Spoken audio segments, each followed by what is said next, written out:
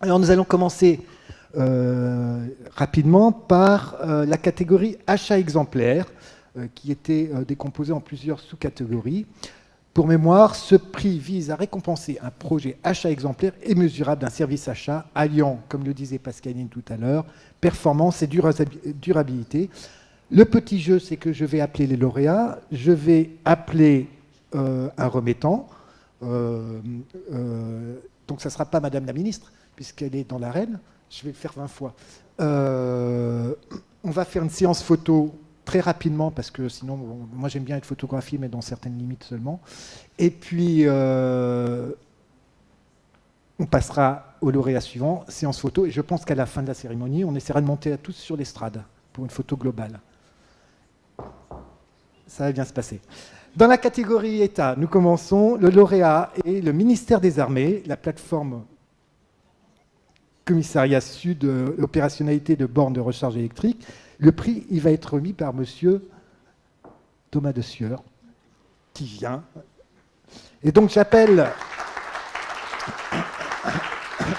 pour recevoir ce trophée madame Aurore Vasseur, chef du bureau management de l'achat plateforme Commissariat Sud-Est, madame Amélia Ventadour, vous me dites si je massacre vos noms, qui est adjointe au chef de la division achat public, et monsieur Jean-François Lopez, qui est directeur de la PFC de Lyon. Et là, je ne reconnais pas le grade. Ça y est, c'est le commissaire général. Mais non, mais il faut mettre des bandes si vous voulez que je mette le commissaire. Merci beaucoup, bravo. Monsieur Le Sieur va vous remettre... Oui, va remettre le prix, mais il veut peut-être nous glisser quelques mots. Je prends le micro. Non, mais d'abord, dire combien je suis heureux et je soutiens ce que Pascaline a indiqué vous-même de cette transformation des prix pour coller à notre actualité du PNAD et aux dispositions législatives. Vraiment, je salue je sais que c'était un gros effort, un gros travail pour cette évolution, et je pense que c'est vraiment très, très heureux, et donc je suis très heureux d'être présent pour remettre le premier de ces nouveaux prix. Alors j'y suis d'autant plus touché que c'est un prix qui est donné au service du commissariat des armées, qui est mon premier employeur. Voilà, quand j'étais jeune, j'étais officier du service du commissariat, donc Olivier Marcotte, le commissaire général, qui est numéro 2 de ce grand service des armées, a été mon chef. Donc, vous ne le saviez pas, mais voilà, comme on est entre nous, ça me fait très plaisir. Et voilà. Et lui, c'est un vrai commissaire général, contrairement à moi. Donc, félicitations vraiment de vos initiatives. Déjà l'année dernière, le service du commissariat avait reçu un prix.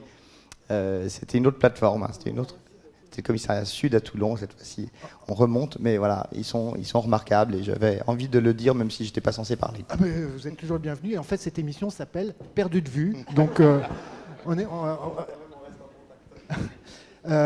qui peut en quelques mots nous expliquer et nous dire pourquoi le jury a eu raison de vous attribuer? Parce que nous, on n'est pas très sûrs, mais vous défendrez mieux votre initiative oui. que nous.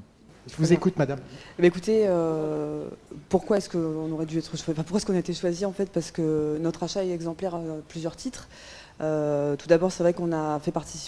Le titulaire est une start-up locale, lyonnaise, et qui était une toute jeune start-up qui a proposé un cube de recharge de véhicules électriques. C'est une innovation pour nous, en fait, tout simplement. Au départ, on avait besoin de recharger nos véhicules électriques. Enfin, d'ici 2030, la moitié de la flotte de l'État doit être électrique et verte. Et on a des difficultés aussi bien financières que techniques sur la recharge de nos véhicules. Et donc cette société proposait une solution innovante, un robot chargeur au tout départ, un robot semi-autonome qui se déplace de véhicule en véhicule pour recharger ceux-ci.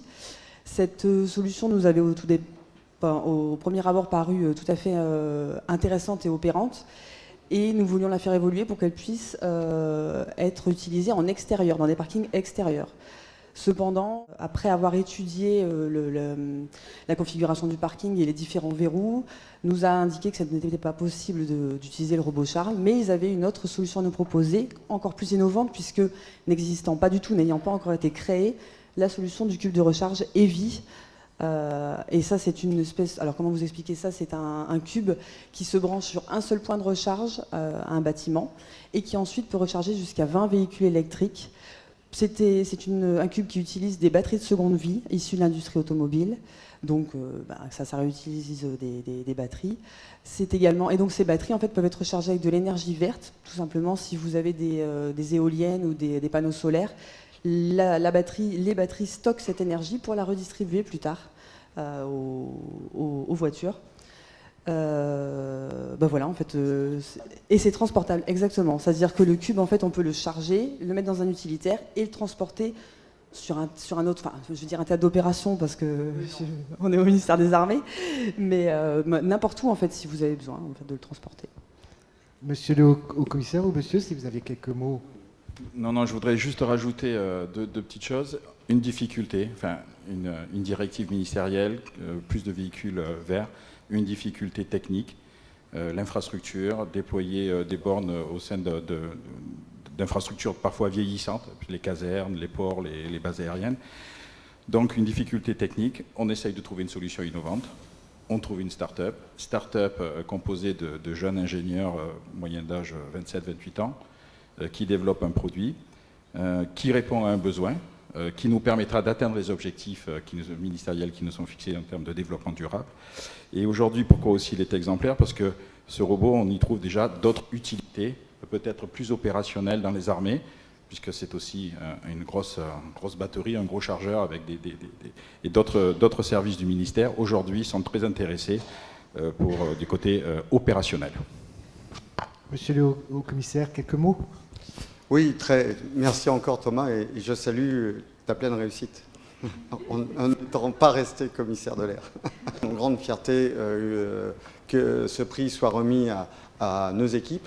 Comme je le disais tout à l'heure, 8 services acheteurs que nous avons en France métropolitaine, 5 outre-mer, et avec cette volonté permanente de réinventer le sujet de l'achat et de faire quelque chose encore une fois, d'innovant, d'éco-responsable, parce que je relie les deux maintenant, et ça produit de la valeur dans nos domaines de soutien, qu'est le soutien courant, le soutien du quotidien de nos armées, où qu'elles se trouvent.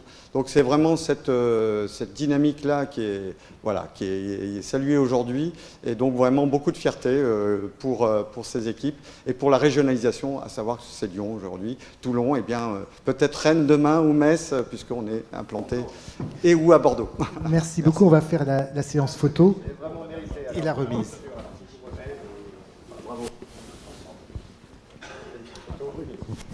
Pendant la séance photo, je vous indique que nous avons fait un article qui est publié ce matin sur le site Achat Public qui relate ces bornes de recharge utilitaires qui se déplacent facilement toutes seules. Voilà, c'est à peu près ça. J'ai fait court. Hein. Merci beaucoup. Toutes mes félicitations.